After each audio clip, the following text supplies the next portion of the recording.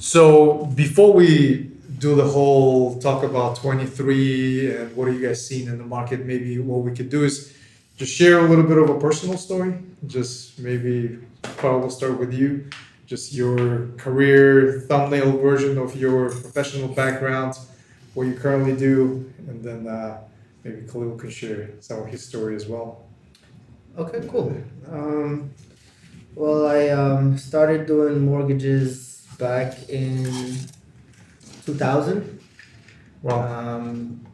I basically I found that I had an interest in financing and like dealing with people and just gravitated towards mortgages and started with the mortgage company in I think 2000.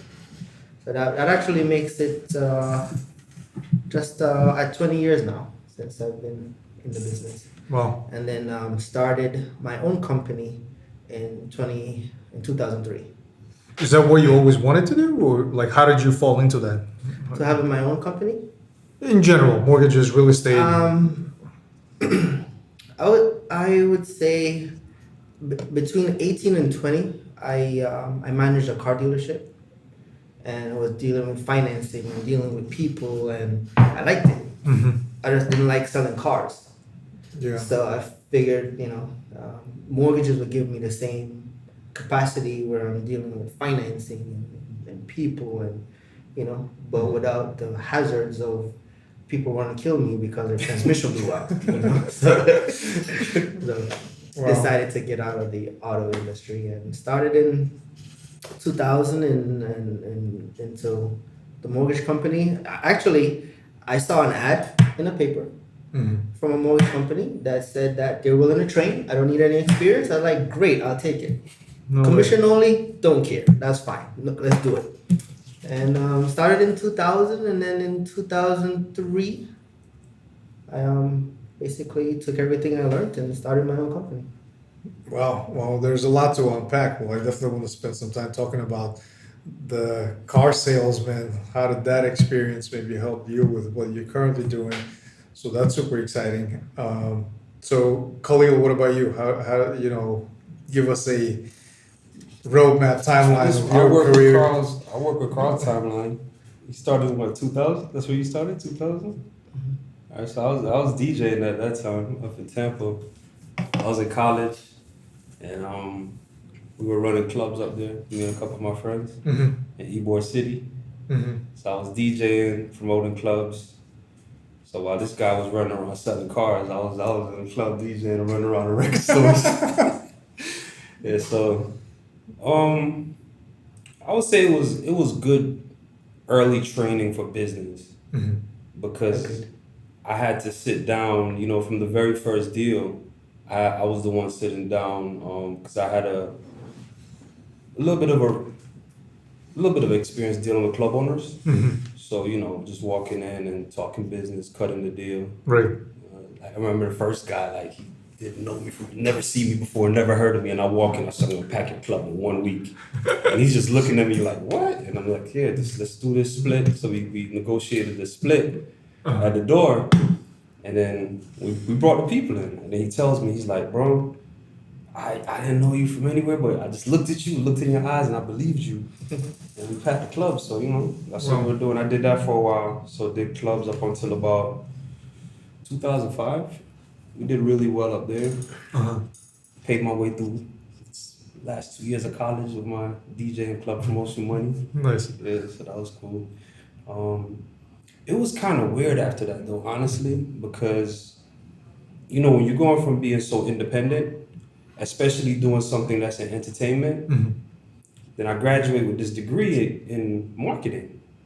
So in my head, I'm thinking, get a job in that field Mm-hmm. because I didn't want to DJ anymore. Yeah.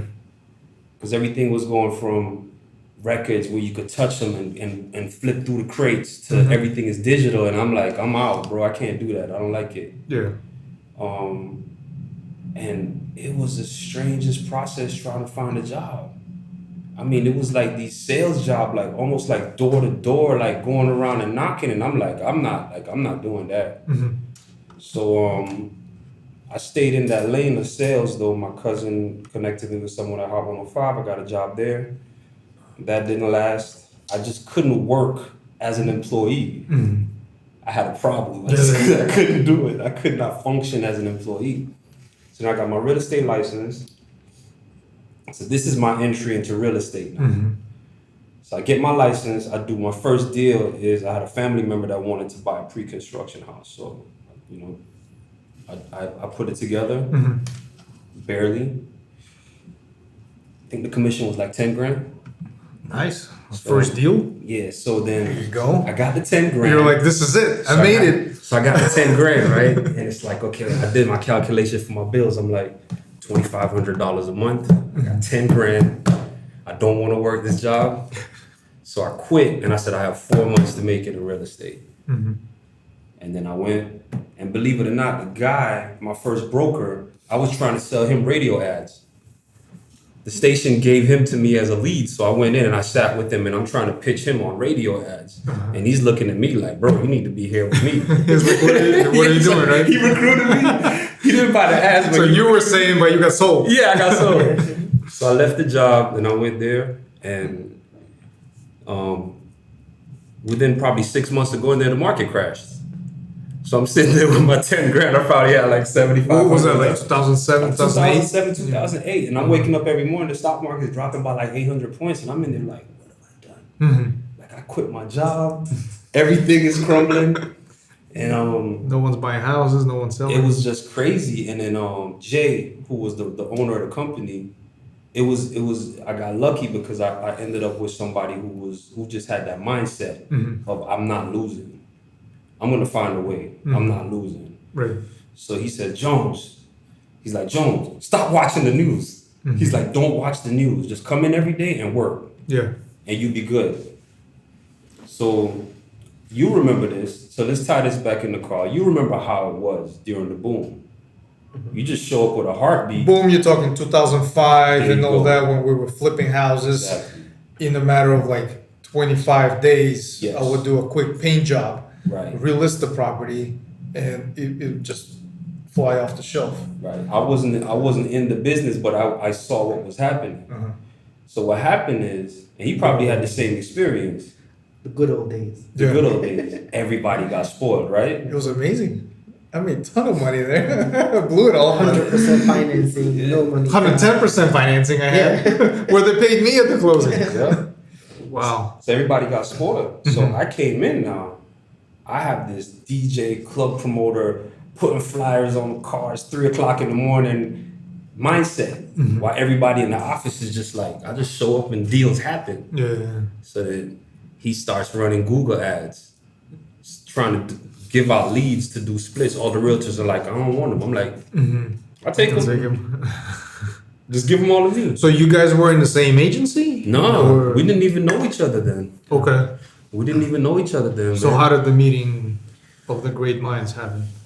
Well, I would say, that's like you said, in the market crash, and then you have to kind of reconfigure what your next move is going to be.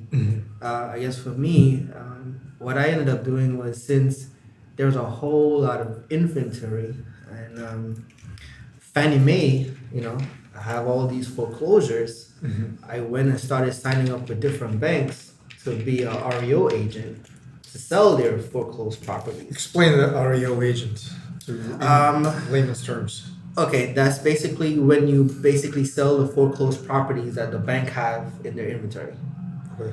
So basically that allowed me, So you have a relationship with the bank, with Fannie Mae. with Fannie Mae that owns these that distressed, owns whatever, all these distressed foreclosed properties, Exactly. and they work with that specially designated agent like Yes. yourself Yeah. to offload them. We get like territories. So, I had like maybe a 10-mile radius of my office.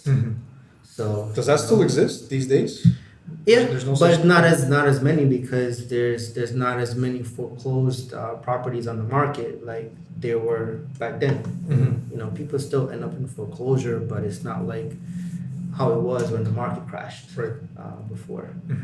So basically, I was selling these bank foreclosed properties, and We had maybe 2 or 3 transactions that we ended up him calling me on, and we just worked great in those. Oh, so you were just collaborating as the Yeah. professionals in the industry. Exactly, just Okay. realtors out there Mhm. that just crossing paths. randomly. But then one day, I guess what really was a trigger for me, I was in Parkland doing some showings, and this guy over here, I see his face on a like an open house sign, and I mean like lavish, like one of the most lavish open houses I've ever seen. I go in there. Is he one of those serving with champagne and all champagne the, and like, chocolate charcuterie board? fondue and all kinds of crazy shit. God damn, I gotta go Kalil next time. I'm like, I go in there and I was so impressed. I was like, you know what? I got to work more with this guy. Mhm. He's definitely, as I say, great minds think alike. And definitely love his mindset, love his hustle. We worked together on other deals before, Mhm. and and I wasn't even going to that open house. I just saw his face on the sign. Mhm. I was like, oh, it's Khalil's house. Let me go check it out. And from there, that was it. We decided to collaborate and start to work together on both the real estate company Mhm. and then also the mortgage company. So we're now, one unit in terms of mortgage and real estate. So tell us a little bit more, maybe Khalil, from your point of view. What does the current company do? Approved Mortgage Solutions and Approved Realty? Is that Yeah. That's the name, right? Yeah. So maybe tell us a little bit more about kind of the real estate side of the company. So yeah, it's still a small company, Uh-huh. and Is that a traditional brokerage? Yeah. That yes, you guys act as a broker and you guys have agents and right. Yes, Different we types of currently real estate. have 32 agents under Approved Realty, wow, and it's a lot. That's not a small size. It's, That's a pretty- it's small compared to the bigger yeah, the companies. Kaizen, You know, Oh. some of these companies carry hundreds of agents. We'll get there. Yeah. Not worried. Yeah. Okay. But it's to be honest with you, my mindset and my approach is not so much about how fast can you get big. Mhm. It's more about putting the correct systems in place and understanding what the company values are, and then now building around that Mhm. and making sure that, okay, well, there's 32 here now, right? How many out of that 32 really fit in terms of the core values of the company, right? They're here, Yeah. but how many are really waking up every day and making that business a priority and functioning in that capacity? So, it's always going to be, no matter which real estate company you go to, it's going to be a small percentage. Mhm. And we understand that. Yeah. So now it's anybody that you bring on from here going forward, there's a standard. Mhm. And, it has to be understood from the beginning. Yeah. It's not just show up with a heartbeat and a real estate license and then now you're on board with Approved Realty. Yeah. It's, this is what we're looking to get done. We don't want to babysit anyone. Is that what you guys initially planned out, set out to build? Kind of the There was no real plan. estate and the mortgage company There was no with plan. 30 plus agents. That was not the plan. it was just like, I like this guy. Let's work together. Yeah. Let's just, and actually, he I would say is the mastermind behind the growth projects. Mhm. Me, I'm on the ground. I'm running around. I'm dealing with clients. I'm doing deals. But he's more of the, okay, we need to set structures. We need to put things in place. We need to grow it. We need to, build it out to where we can really expand Mhm. and grow the company. And so his attention to detail kind of helps me to kind of explore those possibilities instead of as we would say, just me being in the trench all day long, just working on files. Right. Well, I can definitely attest to that because I deal with both of you guys on kind of both sides of the equation.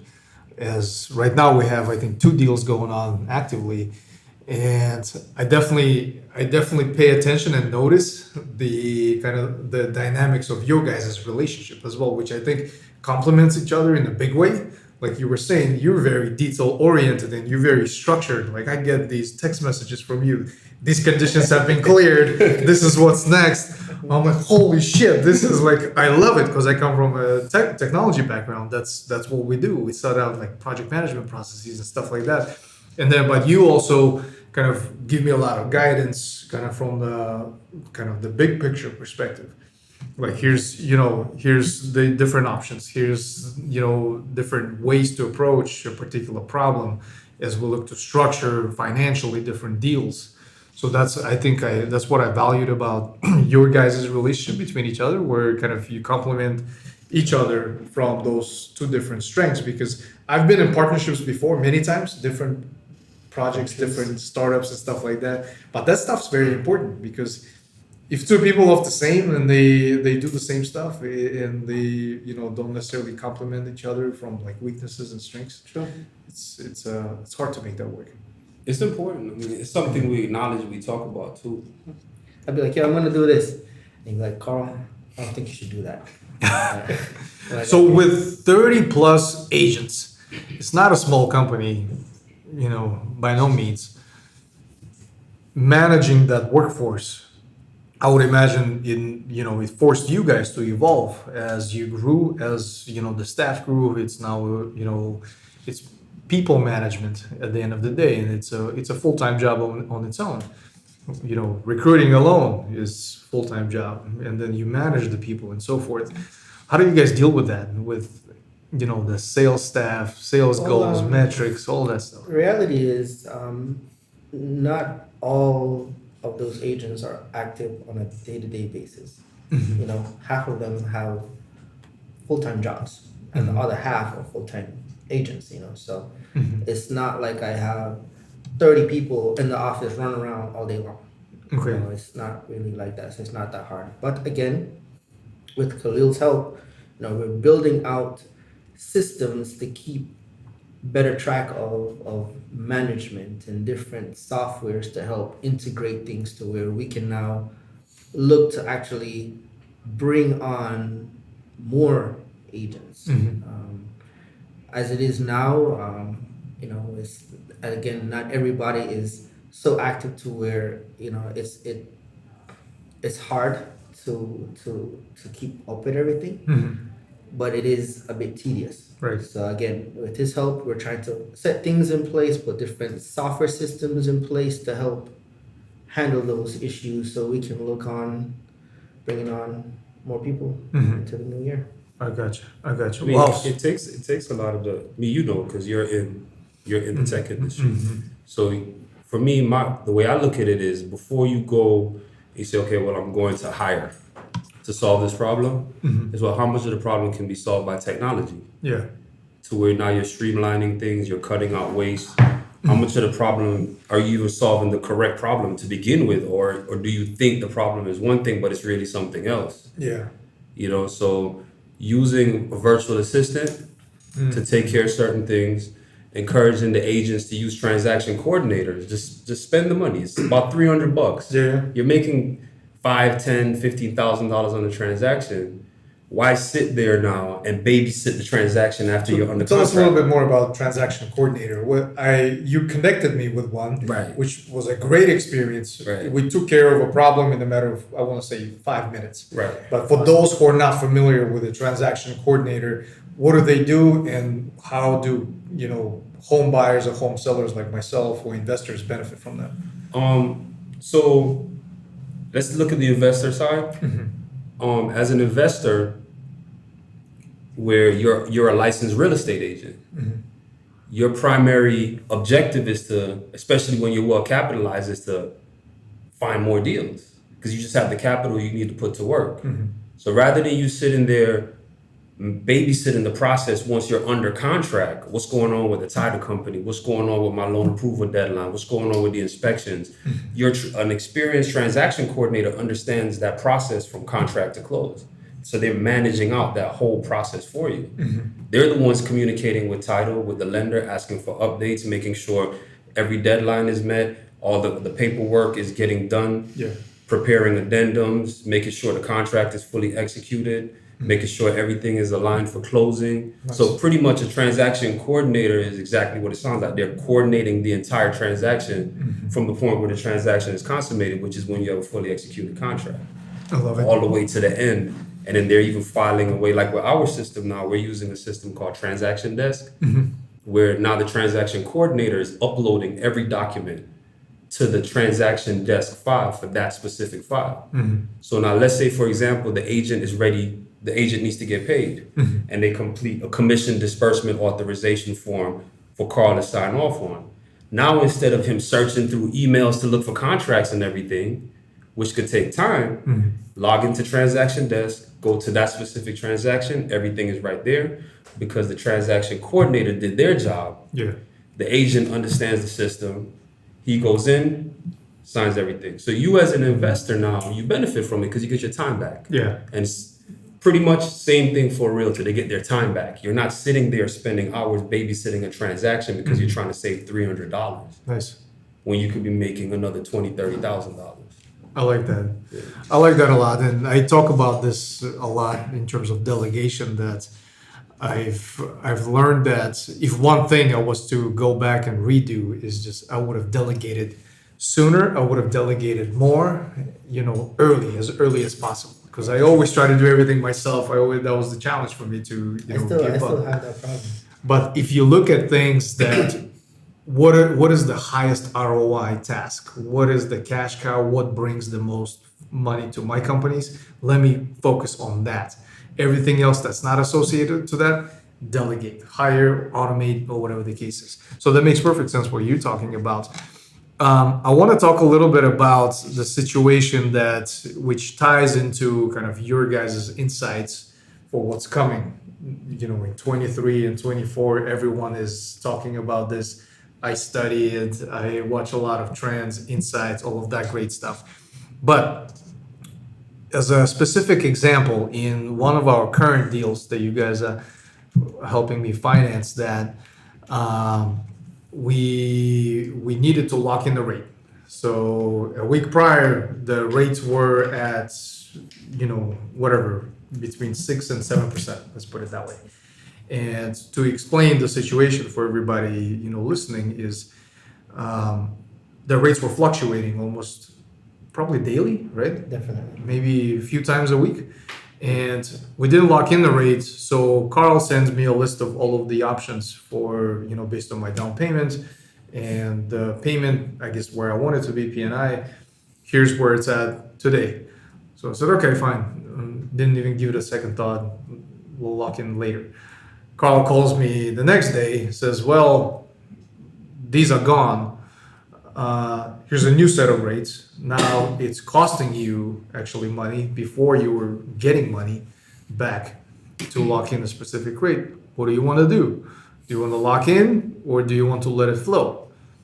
So me as an investor, I was at this dilemma. And I even told you on the phone, it feels like a crapshoot. It's a roulette. What do I do? Do I just hope it's gonna improve next week? What do you think? And your response was, it's exactly that.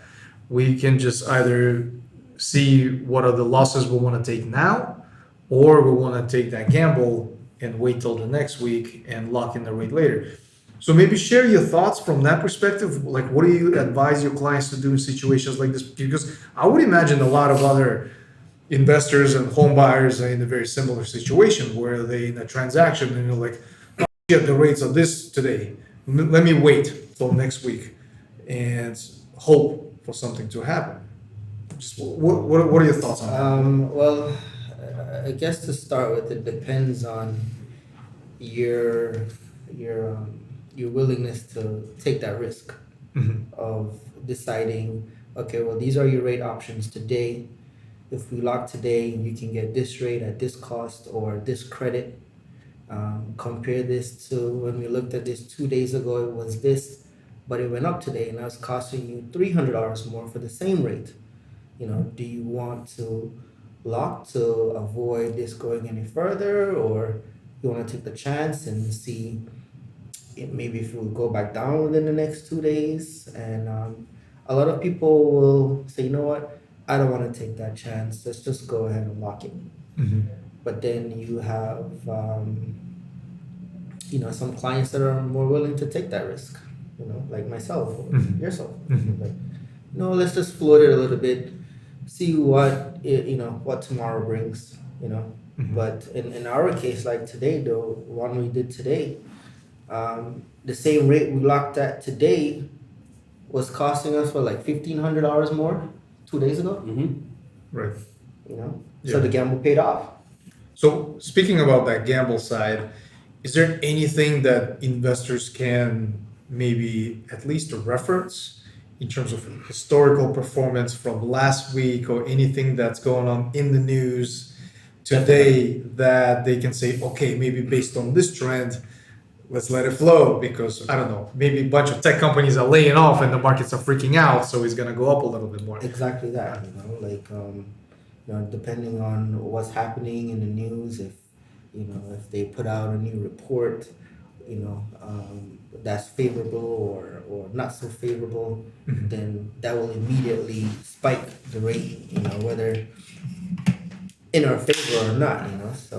I think today was a perfect example of that because just when you pay attention to the financial markets, you start to understand like what causes the 10-year treasury to move. Uh-huh. What causes those yields to move up and down based on what the Fed says, based on some type of an economic report.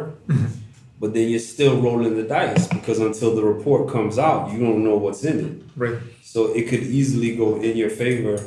It's a 50-50 thing. Mhm. And there's been times where we're like, hold on, don't lock yet because the Fed's is gonna have a report in 2 days that we think may be favorable, and then it comes out and it's not. Mhm. Where it didn't give us a drop in the rate as we were hoping for or even expecting. Right. So it's always a gamble. Mhm. But yes, if you're knowledgeable of these financial markets, it definitely helps to kind of lower that risk in deciding whether you should or you shouldn't or Yeah. And timing is important too. Like this morning, Yeah. when I think the non-farm payrolls came out, Mhm. and it came out to where, and I forgot the other report that came out, but it showed economic weakness. Mhm.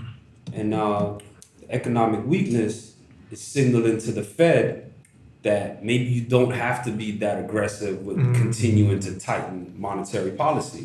Yeah. So then now the 10-year treasury drops. All of the treasuries start to drop because the anticipation from the bond market is, okay, maybe the Fed is going to ease up a little bit, right? Makes sense. So then now they start to drop. Mhm. So he's always getting the early warning text from me. Yeah. The 10-year is down by 20 basis points. Lock everything. Lock everything. We don't know what's going to happen. I like that. You Yeah. saw this week, it's like, remember, I think, what was it, Tuesday, John? Yes. The same pricing you got today, wasn't it available on Tuesday? Yeah, well, I think you and I spoke in the afternoon, and you told me, hey, it's a little bit better. I'm like, okay, great, lock it. Well, I took the time. I didn't get back to it till like You got back to it the next morning. the next morning. Right. I'm like, yeah, let's lock in. And I think then you texted back, well, too late, bro. I text you. It's gone. You missed the bus. Yeah. I'm like, Like, you missed the bus, bro. like, God damn it. Like, okay, wait, let's wait. So, and then the same thing, and it's like up and down roller coaster. But I think to your point, there's a lot of different variables that you can actually, I guess, kind of rely on to predict that, hey, maybe there's certain trends going on in the markets that may, positively or negatively impact whatever those swings. With you guys being on both sides of the equation, on the financing side with the mortgages and also on the kind of the realty side, dealing with the buyers and sellers, maybe share some of the insights. What are you personally investing in? What are you advising your clients these days? What are you prepping for in 23? Maybe just both of your personal kind of investment thesis for this year. That's the question I probably use with every conversation I have these days with anybody, because housing, real estate, drives a lot of the variables in the market. So Right. I would say also as a real estate investor myself, to not shy away just because of interest rates. You know, because we can always refinance these properties I love it. along the way. So if there's a good investment opportunity, I'll jump on it all day long, regardless if my rate is 8% or 7%, I love it. whatever it is, I'm gonna still buy it. And if I can refinance it in a year or two, or decide to just flip that asset, as long as you're making some rate of return. And honestly, I know some people may object to this, but I've also done acquisitions where I don't have an immediate return on it, but I have equity, Right. so it's still feasible to me. So I'll say to move forward on those opportunities. Don't sit around waiting for the rates to drop, you know, um, and or prices to adjust. I think a lot of people are expecting significant price adjustments, like but it's not gonna. I can't. I don't have a crystal ball, but I don't foresee us having a market crash like we did you know before. But for me, I find that what I've learned over 20 years is every market creates opportunity. You just gotta align yourself. You just gotta be on the right side of the fence. You know what I mean? So I definitely still buy if I see opportunities, regardless of rate and price. If I guess how Khalil also puts it with stocks. If it drops, buy some more. But I'll still buy if I see a good opportunity. What do you like these days as far as, maybe property type or asset type, Multifamily. multifamily, Yeah. duplexes, triplexes, Yeah. multi-unit? That's my target right now. Why is that? I guess for me personally, that's what I want to add to my portfolio because I have a bunch of townhouses, single family homes. I have one fourplex, and I think I want to step that game up too. Where I have more doors in one location as opposed to That lowers risk all too. over the place. When I talk to my real estate clients that are investors, we have those conversations like, they say, well, I'm gonna buy this condo. Then I start to ask them a series of questions. So, have you looked at your numbers? Like, do you understand what your goal is here? Well, Are I you have a clear on specific that? example Yeah. of that, and Yeah. I'll share that little story with everyone that I was on the contract. If you guys remember the 11 unit apartment complex, Right.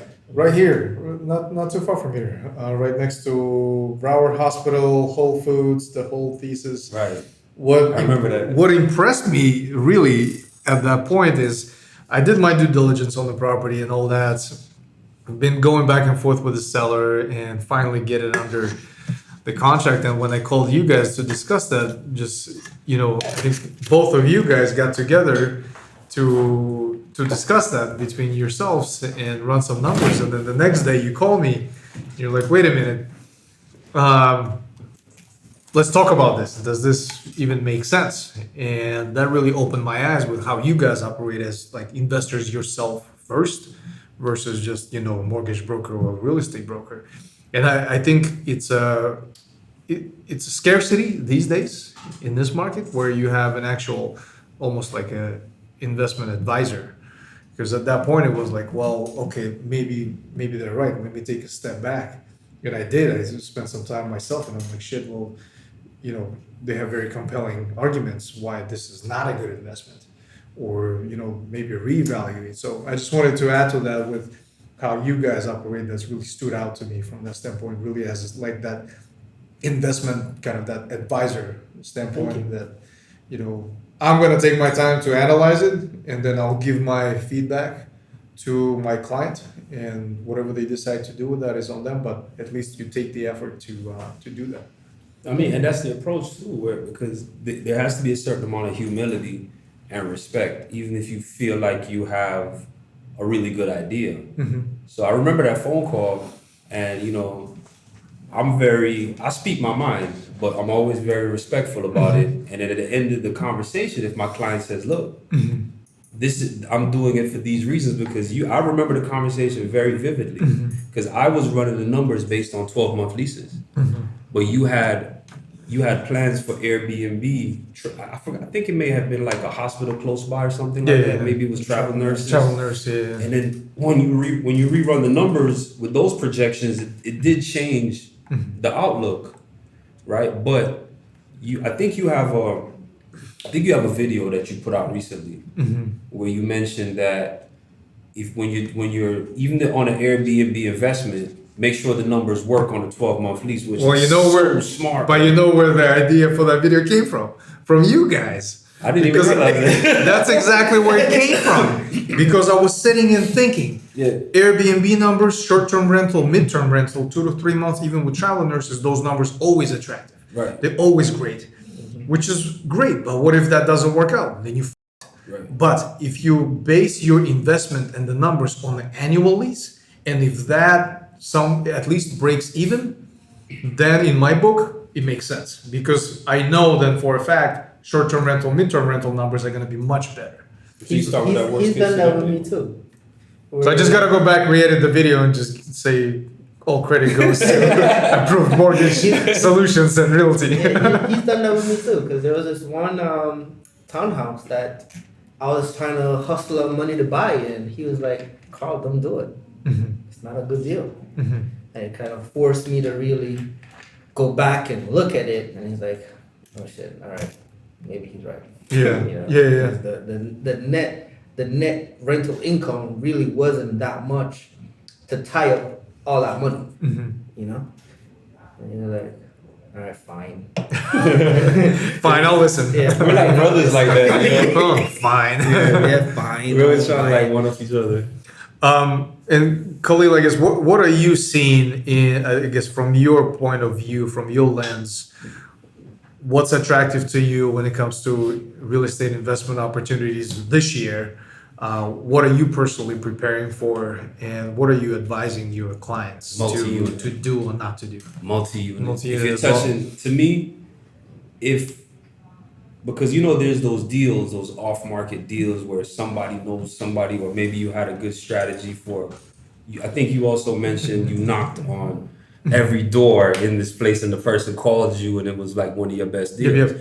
If it's something like that, then where the numbers are great, and you know your numbers, and you understand exactly what you want, then fine, go with the single unit. But to me, the multi-unit gives you insulation. Because unfortunately, the thing I run into the most when I talk to clients, especially when they're new clients, and especially if they own investment properties already, they commingle sometimes so much, not realizing, and they don't understand what are my true expenses, and how much am I pulling money from my personal account to supplement the losses in this property, and they don't even realize they have losses. So I tell my client is this: no, you have to draw that line and run your investment property like a business.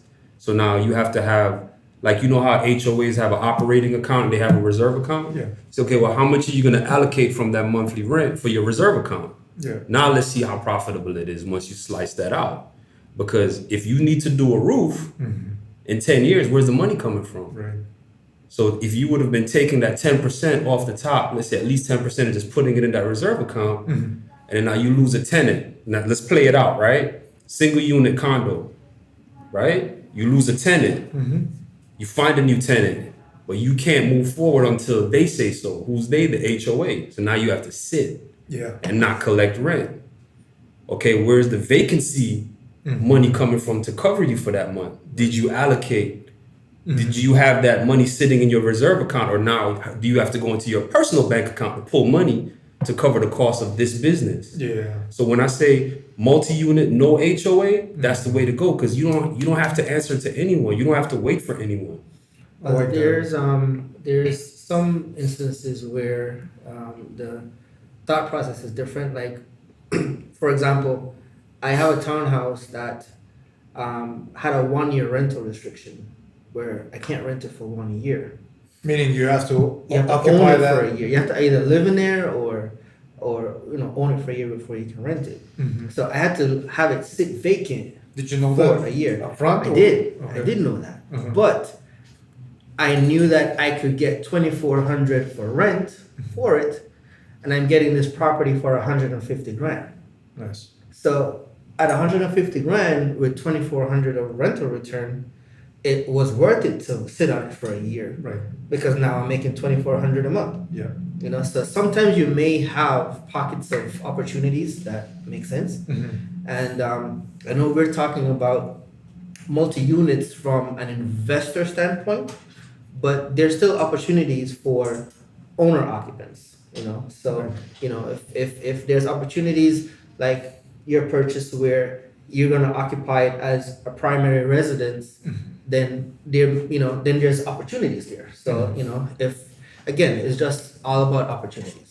Another thing that I'm looking into as a new venture of mine, which I've never done before, but always wanted to, is I bought some commercial land, and I'm trying to build a little strip mall. Define commercial land. There's specific zoning It's for zoned certain for type commercial. of. Okay. It's just a lot, like a 1 acre lot, Mhm. zone commercial, Mhm. and I want to build a little strip mall with a couple stores and a restaurant and rent them out, and Nice. that's all. He's I've never a done that risk before, taker. so- Like he'll just jump right out. I'm like, hold on, wait. I need a Kalil on my team. Yeah. Let's see Everyone I where have on the my threats- team, where we the- just jump off, and we're Yeah. like, if parachute opens up, it's all good. He shoots first and asks questions later. I'm like, hold on, let's make sure you want and, to shoot. and he's right though, because I need a Kalil. maybe if he was involved in it, I probably wouldn't have done it Mm-hmm. because I acquired the lot, not even knowing how I'm gonna get financing to build this strip mall that I want to build. That's how I operate. But me, I have the will. I'm gonna do it. We'll I'm figure figure it it out. out. I'm gonna find my way through it. But it works Get to it his done. advantage though, and that's the funny thing. We've had this conversation so many times over the last few years, Mhm. and my wife even says the same thing. She's like, "You guys are like the perfect balance, right?" Because the thing is, I'm so risk averse Mhm. and calculated Yeah. that a lot of times I won't make a move. He's more like, just go, Let's do it. We'll figure it out. right? So then it's like when you take Mental note: don't hang out with Carl. Hang out with Kalil, because him and I just gonna keep jumping on buildings. So it's like you put those two together, and then if there's respect there, there's humility, there's no ego. We just have the conversation, and I'm like, look, bro, this is what I'm seeing, and then now I'm like, just take a look at it. I like that. I'll give you an example. Before Yeah. you got here, here's an example of that. The risk takers, whatever. So we're in a co-working space. This is all a bunch of other companies renting space from this company, and I was telling Carl about here's what it is. We share a conference room, all of that stuff, blah blah blah. And one of my crazy ideas that I have for this year is do something similar to what you're doing with your commercial space, is to get a commercial building and turn that into a co-working space. For me, that business model makes sense. That business model will exist.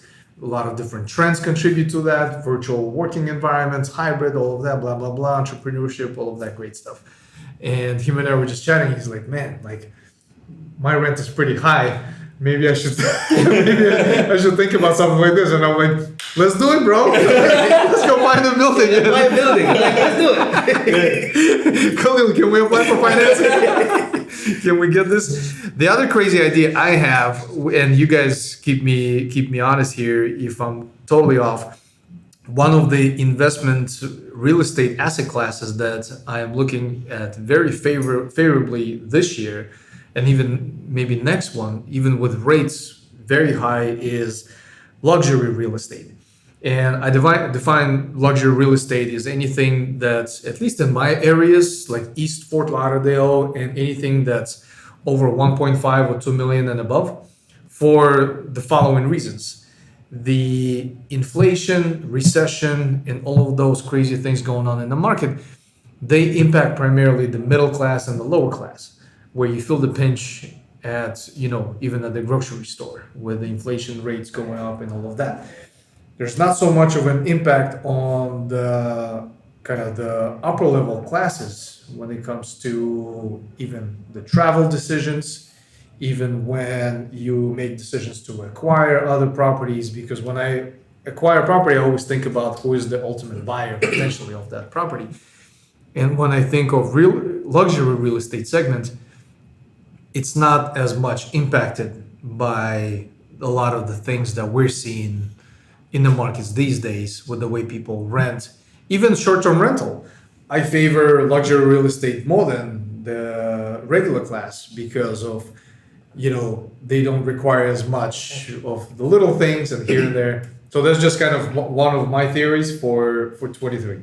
I do have somewhat of I won't say objection, but apprehension, or Tell me. something to be mindful of. Even though I do agree that the luxury market is good for like Airbnb rentals, stuff like that. But what I do think we have to be mindful of is the expectancy of, again, it's not going to be a market crash, but we are seeing reductions in pricing where you don't want to end up paying $2 million for a property that in a year is going to be worth 1.4 or 1.5, depending on how the other comps and what they're selling for based on that. Like, Do you foresee that happening? we're already seeing some amount Price corrections? of price corrections. Now, I don't want to call it to say, well, it's a market crash, but we are seeing price reductions. We are seeing prices coming down, and I think I see that where it's more, you'll see that more on those higher price points because your typical FHA and low conventional price points, the 2, 3, 4, 5, maybe even 600,000. You don't really see that much because you still have more inventory of buyers for those properties. Yeah. But in my opinion, I find that, again, as long as the intent is not to buy a $2 million property to go flip it, then it's okay. Yeah. But if you have your plans for it, for your rentals or whatever you plan to do with it, great. But I wouldn't be looking at a 1.5 or $2 million property to go in there to flip it, because you may end up having to adjust your price just to sell it, Right. and that's going to tap into your your expected returns on it. Makes sense. So, I mean, I think I want to just piggyback off of what Carl is saying with that, and I think honestly the first thing that anybody needs to think about when they're making that type of decision is where you're located, because real estate is not a national product. Right. It's a local product, and it's not even local from the standpoint of the state of Florida. It's where exactly are you in the state of Florida, and then now, like any other product, the price of the product is dictated by supply and demand. So if we take, let's say, for example, Tampa, the Tampa, St. Pete, Clearwater area, and we take the Orlando, Davenport, Haines City, that area, and let's say we take Port St. Lucie, those areas, right? When we look at our new construction portal, right? And I say, okay, well, let me see how much new construction is in the pipeline in this area, in Tampa, St. Pete, Clearwater. There is a massive amount of inventory right now coming for that market. So whatever demand exists is going to flatten that demand out. So now you have that supply and demand dynamic that's about to shift significantly right in a moment when people are pulling back a little bit because the negativity that's in the media is starting to get to people. Yeah. You go to the Orlando market, perfect example. I saw something on 2 transactions now that I've never seen before. And I was talking to Carl about it. I'm like, have you ever seen this before? Under contract, fully executed for 6 months, and the builder reduced the price by 50 grand. I've never seen that before. Really? Yes. So Wow. that signaled to me, wait a minute, something is going on. I don't understand it. I do understand there's a lot of inventory in that market. And what the builders are doing is they're giving incentives because they don't want to reduce the prices, because the price reduction impacts the next appraisal for the next property they have to sell. That's crazy. So to think about it, I'm like, wait a minute, why didn't they just give $50,000 in incentive? Why did they chop the price by 50 grand when they're already under contract? Right. but that's that market. That's not South Florida. Mm. So when you're in this new construction portal, you hit Palm Beach County. Let's say you had 20 projects per page, meaning construction projects. If you're in Tampa, it's running, you know, when you get to like 15 and it's like, it gives you the dot, you got to go to the next one. Yeah. So there's like hundreds of projects. You hit Palm Beach, you're on one page now.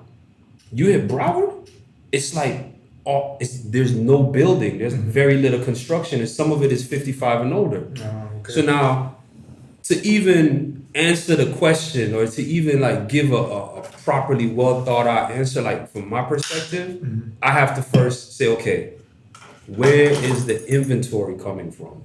And what are the market conditions that exist right now? And how are the participants in that particular market segment reacting to the current market conditions? Right. So Carl is correct, because in Parkland, you're seeing $200,000, $300,000 price cuts. Properties that sold for 800 grand in 2018 on the market for 2 million. Now, 3 months later, they're down to 1.4, and there's still nobody's showing up to the open houses. Why is that happening? You're right. Why is that happening? Let's take interest rates in the summer, right? Where you could still get maybe like 4%. Take a $1 million loan and increase the interest rate by 3% and see what happens to the monthly payment. All of a sudden, people start backing That may off. make you reconsider. Of course. Right, Oh, people yeah. start backing off. I've reconsidered so many deals. But not John. Remember, we were joking earlier. I'm like, bro, I'm out west. I don't come out here. And you're like, I love it out east, right? It's the difference. Out west, they're building because there's land. Here, there's no construction. There's no construction. So now it comes down to, well, what type of property are you looking at? Yeah. Is You're there so an right about the alternative? segmentation of the specific markets. Yeah. You're so right about that. It's like, what do you, okay, if I look at East Fort Lauderdale, $1 million properties, okay, you can't create another intercoastal. You can't, the beach is here. But you know, So we don't how see does that work, you know? We don't see that much of price cuts here. Like I'm out of the market like on hourly basis. I know every single listing that's on the market. That's how low the inventory is. That's how bad it is. Right. I know, and I haven't seen that much, reduction in the Because you guys price have cuts no here. inventory. Location Inventory and is- demand, Yeah. Location and inventory plays a factor. But you were right with what you said at the beginning, whereas the person that is in the market to purchase a property for $1 million is also the person that can stomach a $7,000 to $9,000 per month payment based on the current interest rates, depending on how much money you're putting down, because that's a jumbo loan too. So the rates change, right? So Yeah. what percentage of the population reside in that arena? And if they can make that kind of a purchasing decision, do they care where the gas prices are, Yeah. the grocery prices are? And I think there's definitely something to consider with what you were saying as far as even the short-term rental market. Right. Because when those people are vacationing, are they worried about the cost of the place that they're going to stay, or are they looking at the benefits more so than the cost? Am I close to the intercoastal? Am I close to the beach? Totally. What are the benefits of the property? Does it have a swimming pool? So even if you have an oversupply of rentals in the short-term rental market, what if most of them have no pool Yeah. and don't have a great entertainment area, but your property now has a pool, it's close to the intercoastal, it's close to the beach, you have a swimming pool, a barbecue area, all of a sudden you're still hitting at 75-80%. Yeah, Oh, that great. that price point is definitely dependent on location and the demand for it. It's like the pocket of areas that you concentrate on.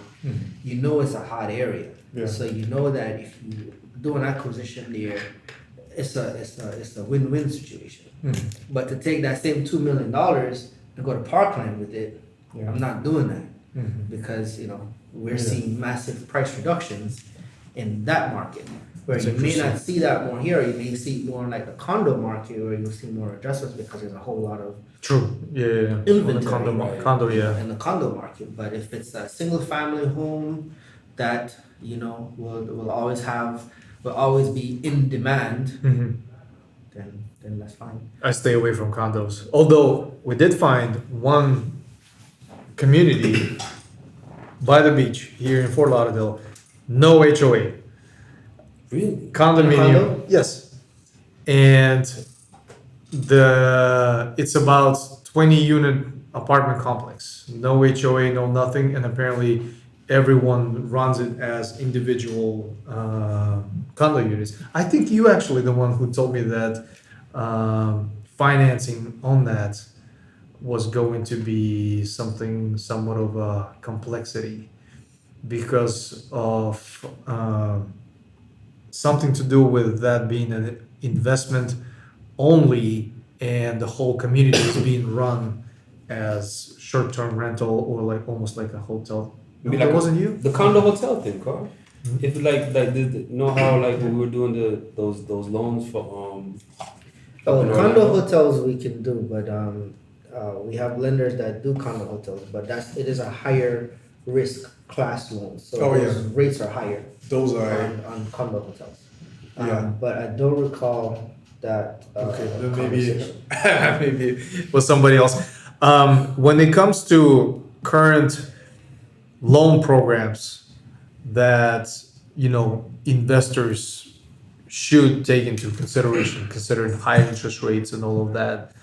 What are the options out there? Kind of, what do you recommend? What are the other non-traditional ways to still go and get financing, whether that's my primary residence or whether that's an investment opportunity? What tell us different options there. Okay, so from an investor standpoint, I mean, if you can go full doc, whereas you can provide tax returns and the numbers are not too far off. Because remember, with an investment property, we can always use the projected rental income to offset the mortgage payment for that property. So if you can qualify for, with covering your debt to income ratio, covering whatever household current mortgage, car payments, whatever expenses you have, Mhm. and that works, we can use the projected rents from the property you're buying to offset that payment to where we can make it work. But if we can't go full doc, we do have other options. Like for self-employed borrowers, we have bank statement loan options where we can average the last 12 months of deposits and use that as income. Mhm. We have what's called a DSCR loan, which is a debt service coverage ratio loan, where they'll use the projected rents. And typically, as long as the rents are higher than the expected mortgage payment, Mhm. done deal. But we do have lenders that will still do the DSCR even if the rents is lower than what the mortgage payment is. Mhm. So we have those options. We have profit and loss loans where they just use a profit and loss. They have 1099 loans where we just use a 1099 and don't use the complete tax returns because as self-employed we tend to write off as much as possible. Are rates pretty ridiculously high on those types? They're higher risk loans, so they do carry higher rates. I would say on average about a 2 point difference in rates. So like So what, nines whereas and you tens? go from a 6 to 8, Oh wow. 8.5, typically in the eights Mhm. for those loans. We also have on the primary, like on the owner occupant side, if you're an owner occupant but you can't verify your income or employment, we do have a no doc purchase for owner occupants as well. Mhm. What's Would the require down at least payment for that one? 20%. Okay. 20. At least 20% down depending on the credit score. But if you're at least a 700, we can do 20% down or 25% down with a lower score. Our rates are relatively comparable on those types. in the eights, high eights Oh damn. on those. Mhm. But most of those loans don't have a prepayment penalty. So if you can close on that now, there's no prepayment penalty. You go get a job and file a tax return next year, and we can refinance it as a full doc loan next year. Mhm. Problem solved. Makes sense. So there's a lot of options in that regard. What about foreign investors? I have within my network is a lot of We do a lot of investors foreign from national abroad. loans. Too. Yeah. Uh-huh. We do a lot of foreign national loans. We don't need any income for that. They just need to have the down payment, U.S. bank account, or set up a U.S. bank account. But we do foreign national loans as well. So for foreign national investors, the main qualifier is whether the property itself and the rental generated from that? Nothing, just 30% down. Really? Yeah. Correct. Because you can do a foreign national. Mm-hmm. Most lenders set up their foreign national loans as a DSCR, Mm-hmm. where they'll just treat it as a investment property, and they'll use the rental schedule. And if the rent covers the payment, then it's okay. But typically, because you're gonna have to put 30% down anyway, even if that ratio, whereas the rent is less than the mortgage, they'll still fund it. Mm-hmm. Because worst case scenario is they would have dropped your loan to value from 80% to 75 or 70. But if you're a foreign national, you're already putting the 30% down. Yeah. So, they'll fund it without a Interesting. problem. And the rates are same in like eights around there? Yeah, the rates are actually have been a little bit better on the foreign national side. But yeah, they are again, if you had asked me this last year, I would have told you 6%, Mhm. 5-6%, but now it's like 8 because of the increase. And we also have worst case scenario, we have hard money lenders Mhm. that will fund investment properties as well with 35% down. Mhm. So Wow.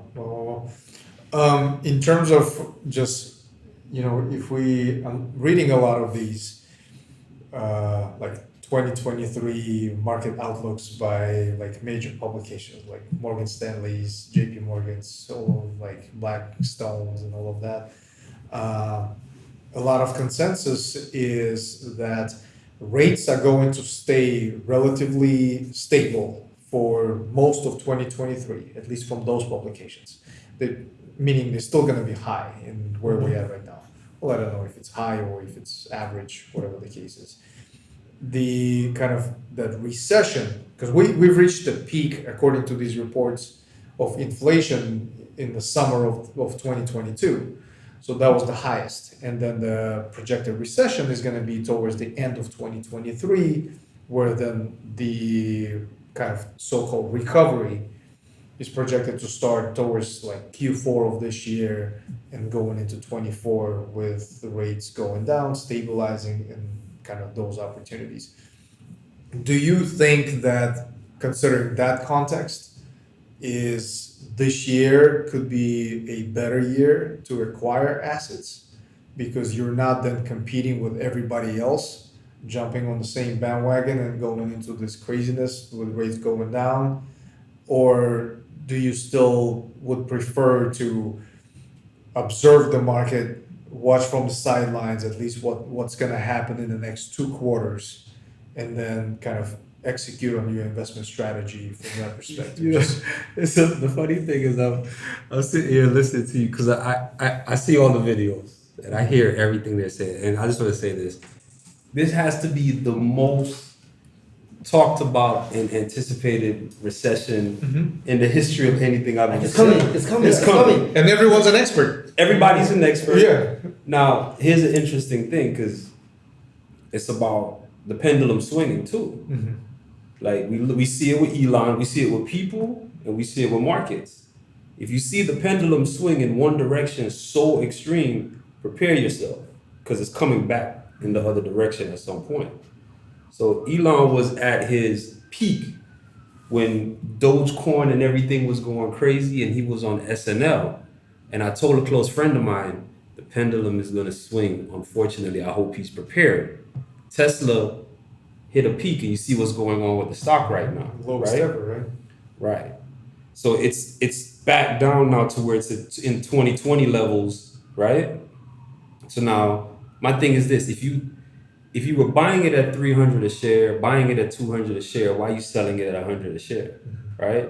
So we talk about this recession, right? Everybody is talking about the same thing. Mm-hmm.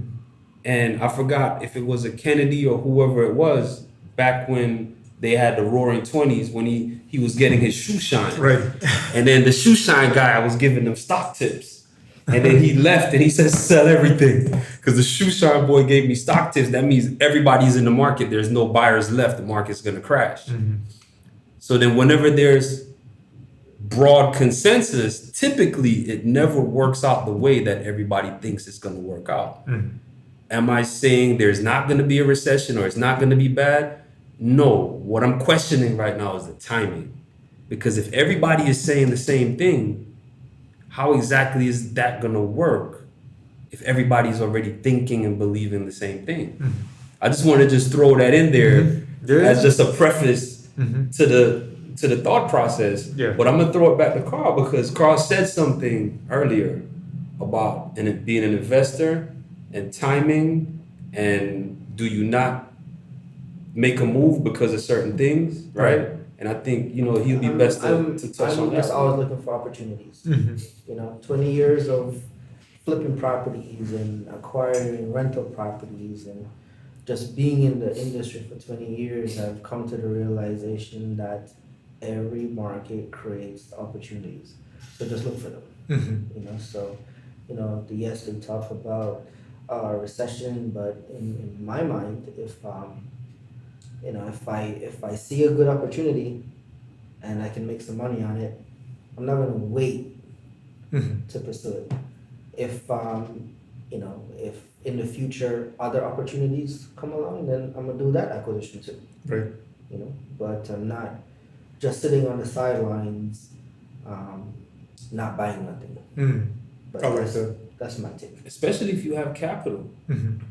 If you're capitalized, what are you gonna do? I guess you could go buy some 2-year And then you just some change 2-year your bonds markets. and let that sit at For me, you can 4.5%. change your markets.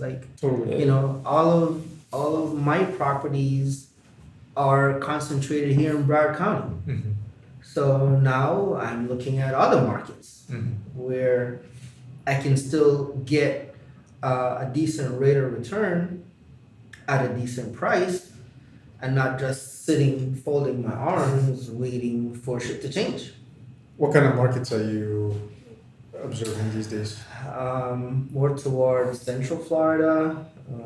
I'm even looking into New York. I did one acquisition in New York, and I'm looking at other properties in New York. So I'm pretty open, bro. Nice. And I like that. I'm of the same mentality that there's all this noise, there's all these expert advice, there's all of these variables, all of that great stuff. You can get overwhelmed by that big time. And I talk about this on all of my channels that at the end of the day, if you know and believe in your personal investment strategy, investment thesis, that's at least that's what I'm sticking to. Whether rates are high these days, whether they're low, whatever the case is, if the property or the opportunity fits into my investment thesis, then I'm going to execute. I'll find a way, I'll find a solution to be able to acquire that. Instead of trying to say, or as they say, whatever, timing the market versus time in the market. Right. So those things kind of just very interesting, and it's kind of Kalil, to your point that it's omnipresent, that type of topic, that type of conversation, especially these days in 23 with recession and everything going on. It's like almost every single conversation is all about that. The funny thing is that it can become a self-fulfilling prophecy. Because if everybody believes the same thing, then to a certain extent, they're willing it to happen. Yeah. Because we are all a part of what makes the market what it is. For sure. So if everybody, and this is the thing I think that is very important for people to understand, you have to challenge your own, just don't let yourself fall into a feedback loop, and you have to be willing to challenge just whatever conclusion you feel you've drawn. You have to be willing to do that, or you're gonna get trapped in a certain state of mind. So like, for example, when I was in college, I would read something and then immediately the next thing I would do, I would search for the counter argument. I just, for some reason, I don't know why I started to do that, because I want to challenge myself to see, okay, how sure are you in your conclusion? Yeah. Because you look at people that day trade, you look at anyone, if you listen to interviews with the greatest investors in the world, what you tend to see on camera is a lot of humility. And they'll tell you, you're gonna be wrong at least around 50, even the best guys are wrong at least 50% of the time. You have to. Right? So you just want to get to like 51, 50. You just want to just make sure you're wrong at least a little bit. You're right at least a little bit more than you're wrong. Right? You cannot be so egotistical to think that your projection of what the market is going to do this year is just going to be correct and it's just going to happen exactly the way you see it. You have to leave the door open for the possibility that it just may not work out that way. You know, I think me and you were talking December last year, and I said, bro, rates are going up. Remember? I was like, we have to prepare. The rates are going up. I know they're going up. I feel really That strong wasn't about December it. last year. It was December the year before. The year before, Yeah. I was like, look, we have to just let's just get as we've much. been leverage. planning since 2021. Yeah. And in fact, and he's absolutely right, because just like how, perfect example again, the property that I bought in New York, when people are like, oh, well, this is gonna happen, that's gonna happen. In my mind, I'm like, well, you know what? Well, let me buy this property now before the rates go up. So I went and did that acquisition. Right. You know what I mean? So I like that. I like that a lot. yeah, I don't want to shy away. A lot of companies, John, I wanna just touch on this because we stayed small on purpose too. It was strategic. Like we had a couple of opportunities to grow to deal with the volume. But we talked about it and we decided, you know what? Let's just work more and let's stay small because the pendulum is gonna swing. And when this comes to an end, think about what we have, real estate and mortgages, right? So we've always been 50-50 with refinances and purchase transactions.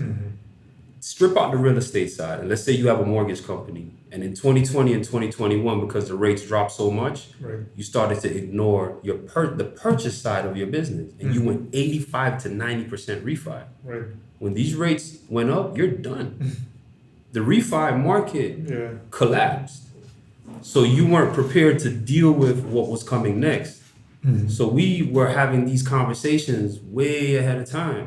Look, from a business standpoint, we have to prepare for this because everyone that's purchased from 2020 to 2021 has rates that are 3.5% and under for the most part. Right. They're not going to be refinancing when these rates start to go higher. So that aspect of the business is going to disappear. So you have to now help people solve the other problems like Carl was talking about, the bank statement loans, the DSCR loans, because we've been doing a lot of those because investors are looking for ways to get deals done. What's the limit? How many properties is it that you're limited to own using conventional? It just depends on the lender. Isn't there a limit across the board though with Fannie Mae where once you have a certain amount 10? of properties, like you can't use those products anymore, and then you have to use like the DSCR products to continue to build your portfolio? I'm not sure. I think it might be 10. It might be somewhere around. I've heard 10 somewhere, but I don't know if that applies to that situation. Yeah. What's the easiest way for people to find you guys? What's the most effective way to get in touch, whether they want to sell, acquire, finance, invest, refinance, maybe these days, maybe not? I guess for me it would be on my phone. Even though to my own demise, I try to always make myself accessible. So So you're okay if we share your phone sure, of course. with these guys? Okay. Sure. My number is 954-822-1217. Carl Carey, Approved Mortgage Solutions and Approved Realty Solutions.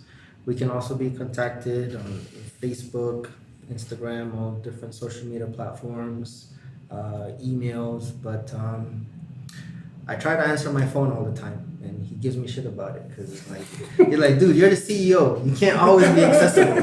I'm like, but I like to be accessible. You know, I think it's a good attribute. So It has its positives and its and its negatives to it. I think to a certain extent when you want to grow and you're in a certain position and you have a certain responsibility for what goes into that growth, you can't always be that easily accessible. For sure. So that's the part that we have to cover. But I understand the other side too though, because Carl is Carl, and him being accessible is what makes him who he is, and talking to people and being engaged like that. You know, Makes sense. Yeah. Makes sense. Good stuff. Well, this was very insightful, at least for me. I learned quite a bit about at least where your guys' outlook into things, how you invest, and how you just approach things. Not so much from a problem perspective, but more of an opportunity. That there's no such thing as bad news. It's that's how I operate. This the same way. There's opportunities, and there's opportunities to learn as well. Right. We definitely gotta do these more often because you guys are practitioners in this space. You deal with that day in and day out. People like me, we just run around, look at different opportunities to invest in, but I don't necessarily kind of in the trenches of like what's going on in the market, what's going on with the rates, what's going on in the industry. So I definitely want to have these dialogues, on some type of a recurring I would like that. schedule. I've never done this before, and this was cool. Yeah. So definitely keep us in mind.